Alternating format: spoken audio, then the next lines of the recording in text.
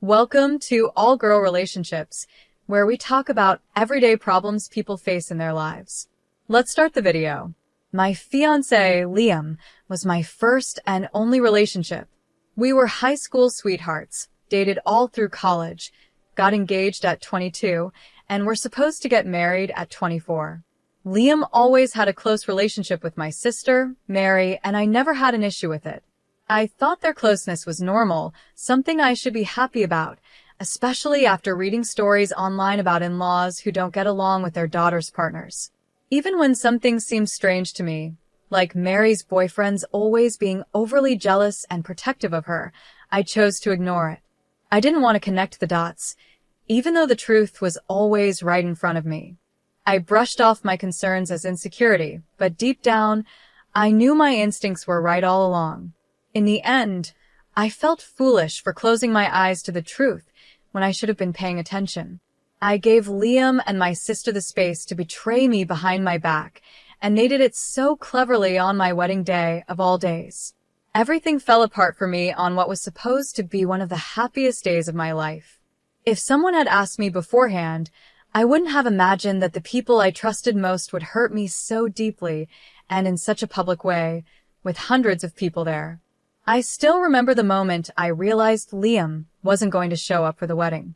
It hit me when I found out he had blocked my number and all my social media accounts. I was in so much pain, and the tears just wouldn't stop. No amount of comfort or apologies from others could make me feel better. I couldn't believe that Liam and my sister had vanished without a trace, and no matter how hard I tried, I couldn't find them. I left Liam message after message in a daze, telling him everything Mary's boyfriend had told me, that Mary was pregnant with his child, but she had tried to make it seem like it was Liam's. I knew if Liam didn't read those messages now, he'd be stuck with Mary for a long time, and that's exactly what happened. He never saw my messages, and I figured they stayed together. I was heartbroken for a year, but one day I realized I needed to move on. I started going to therapy, joined some local clubs, made new friends, got my own apartment, and started living a decent life again. Years have passed since everything happened, and now it just feels like a bad dream. In a strange way, I sometimes feel grateful for what happened.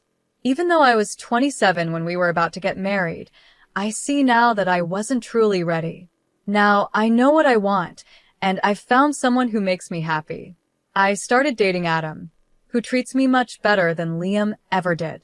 Things with Adam are going great, and we're planning to move in together and take the next step in our relationship. My life feels normal now, and I realize it's because Liam isn't around to cause chaos. But of course, this story wouldn't exist if everything had just stayed calm.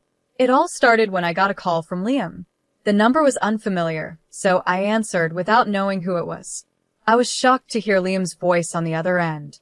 He sounded like he'd been crying, and his voice was shaky. He began the conversation by apologizing for everything. Feeling awkward, I just replied with a quiet, while he kept talking. He said he had finally read the messages I sent him years ago, and that everything made sense now. He regretted everything and asked if we could meet just once to talk.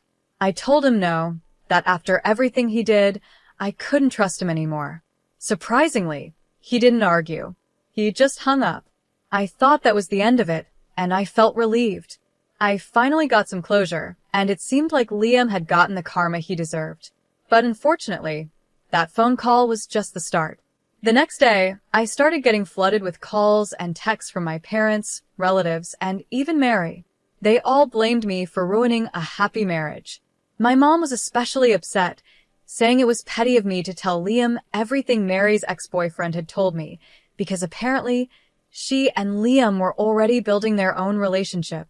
I shouldn't have tried to ruin things, but this made me sure that Liam must have confronted Mary, and something went wrong between them.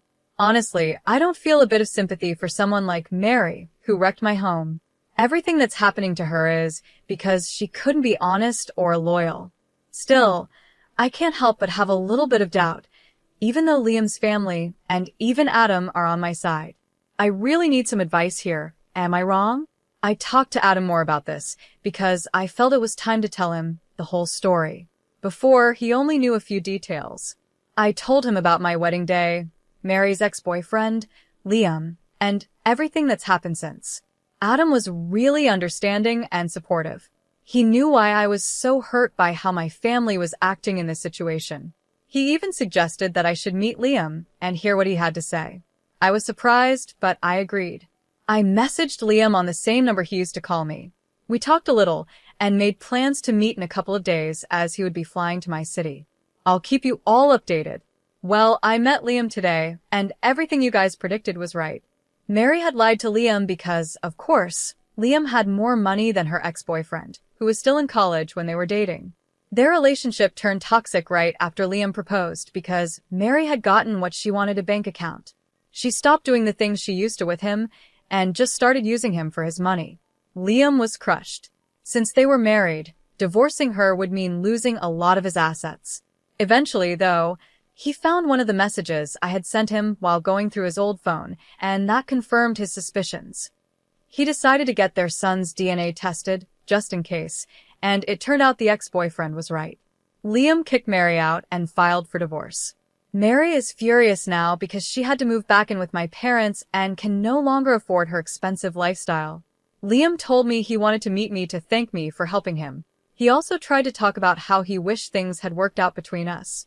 I told him straight that the only reason we didn't work out was because of him and his lack of loyalty. I guess he finally realized how badly he messed up because he listened to everything I said with his head down in shame. I didn't say much. I just got up and left. Right now, what I'm really thinking about is my relationship with my family. It's heartbreaking how they side with Mary when she's clearly the one in the wrong. It makes me wonder if my relationship with them was ever real. I know they've always favored Mary because she's the youngest, but this is too much. I'm honestly speechless. I think I need some time to figure out what I really want. Adam and I decided to go on a road trip, which lasted about 2 weeks. Luckily, our jobs are flexible. That trip opened my eyes. It made me see my parents for who they really are and how they truly view me. I realized that, to them, I was always just a replacement for Mary. As soon as they got her back, they'd forget about me. This time wasn't any different from the others, except now I saw it clearly and could connect the dots. Their favoritism toward her is so extreme that I wouldn't be surprised if they even encouraged her to have an affair with Liam. As expected, Mary threw a tantrum when she came back, and my parents got mad at me again. I'm sure they also gave her a lot of money, especially since she gave birth to their first grandchild. But, as usual, Mary ran off again, this time with another rich guy, and cut all contact with my parents, leaving them to take care of my nephew. I didn't find out from my parents, though. They started acting sweet and talked about wanting to see me again, which made me suspicious. So I called my cousin, who told me everything. That's when I realized they wanted me to take care of Mary's son until she came back, and then they'd push me aside again. I wasn't going to let that happen. That's when it all clicked for me, and I knew I had to cut them off. So I blocked their numbers. I got back to the city yesterday, and also found out that Liam tried to move back in with his parents after losing so much money on divorce lawyers and alimony, but they said no. Like I said before, he deserves it. I don't feel any sympathy for Mary, my parents, or Liam. Mary's going to face her consequences. My parents are now raising my nephew, and Liam's life has fallen apart because he couldn't stay loyal. I have Adam, and my biggest concern now is just our relationship. Thank you. You're definitely for cutting ties with your family. It sounds like a mess, and the sooner you cut them off, the happier you'll be. You also need to trust your gut more, because it can really save you from a lot of heartache. I love how you ended up cutting your family out. I could tell throughout the story that they played a big role in all the problems. I'm glad you realized it and dealt with it at the root. Now on to my situation. I'm 28, female, and live with my husband, who is 30. My mom, who's 61, was diagnosed with early-onset dementia about a year ago. She's been living with us because none of my other family members are willing to take her in. Since I'm a nurse, there's been pressure on me to take care of her, but it's very different when it's your own mom. I know she's going to get worse over time. Right now, she's still enjoying life, watching her favorite movies and playing card games. But she can't be left alone because she's vulnerable and might accidentally start a fire or forget where she is. I have one sibling, an older brother named Larry, who's 37. Until recently, he hasn't helped at all with caring for our mom. Larry lives with his wife, who's 35, and they have 2 kids, ages 12 and 9. I've asked Larry for help a few times, but he always says he's too busy with the kids and their activities. Over the past month, I've been more firm with Larry and told him that she's his mom too, and the least he could do is help out once a week. Now, every Friday, he takes our mom out for the day, usually to get coffee and go for a walk. She loves it, and it gives me and my husband a break. But Larry's wife is upset with me. She says I'm taking Larry away from their family, and when he comes home, he doesn't want to help with housework or play with the kids. I told her that's not my fault, and that our mom's care isn't optional. It's not fair for me and my husband to do everything when Larry is fully capable of helping. She suggested we put our mom in a nursing home. I told her we can't afford a nursing home unless she and Larry are willing to split the cost. She said they have better things to spend their money on. I told her, well, tough luck, and that Larry will have to keep helping. She called me a jerk for making Larry help. You're definitely. Taking care of your mom is a huge responsibility for you and your husband. Your brother helping out once a week for a few hours is the least he can do. If he's too tired afterward to help his wife or take care of their kids, that's their issue to figure out. They chose to have kids, so that's not your problem. I'm sure you also have other things you'd like to spend your money on, but here you are providing full-time care for your mom and covering all the costs from what it sounds like. Your brother's wife is being selfish for not trying to understand. But this can't continue like this. It's only going to get harder. Don't let yourself be the only one handling the finances and care for your mom. You and your brother need to work together to find a solution. Of course, you should consider your husband and he should consider his wife, but they don't get the final say. If your sister-in-law doesn't like it, go on vacation and drop your mom off at their house as long as it's safe. Let her see what it's really like to care for someone with dementia. Now, onto my story. My boyfriend, who's 32, and I, 34, are celebrating our 4-year anniversary this month. Since the actual day is on a weekday, we decided to celebrate on the weekend. We both work from home, and we don't live together, so I wanted to surprise him on the actual day with breakfast, a plant he loves plants, and a box of chocolates. I arrived at his place around 7 a.m., knocked on the door, and waited a while for him to answer. I figured he was still asleep. When he finally opened the door, he looked upset. I quickly apologized for waking him up and told him I just brought a few gifts for our anniversary. He just said, okay, still looking annoyed, and walked back to his bedroom, leaving me standing there with the gifts. I was shocked by his reaction. I put the things I brought on the kitchen table and was about to leave, but then I heard some noise from his bedroom, and he came back with his pants on. I thought he was going to hug me or something, but instead, he fed his cat and went to the bathroom while I stood by the door. I felt sad about how he reacted and started crying because all I wanted was a little happiness from him. He sighed and asked me what was wrong. I told him I was sad because he seemed annoyed that I was there, and I had hoped he would be a little happy that I brought something for our anniversary. He responded sarcastically, saying he was sorry for not meeting my expectations and that I couldn't expect him to be happy because I woke him up and he hadn't slept well. Honestly, I wasn't expecting a big celebration or even a gift from him. All I wanted was a hug, a kiss, and a simple thank you, which didn't happen. We didn't even get to enjoy breakfast together because I was in such a bad mood after that, so I left his place. So, am I the jerk for waking him up to surprise him? Thank you all for your thoughts. It gave me a lot to consider. I'll try to answer your questions. His sleep schedule. He wakes up when he wants since he's a freelancer. He does struggle with insomnia, which he's working on. Before my visit, he told me he was getting back to a regular sleep schedule and would wake up around 8 or 9, so I didn't think 7 a.m. was too early.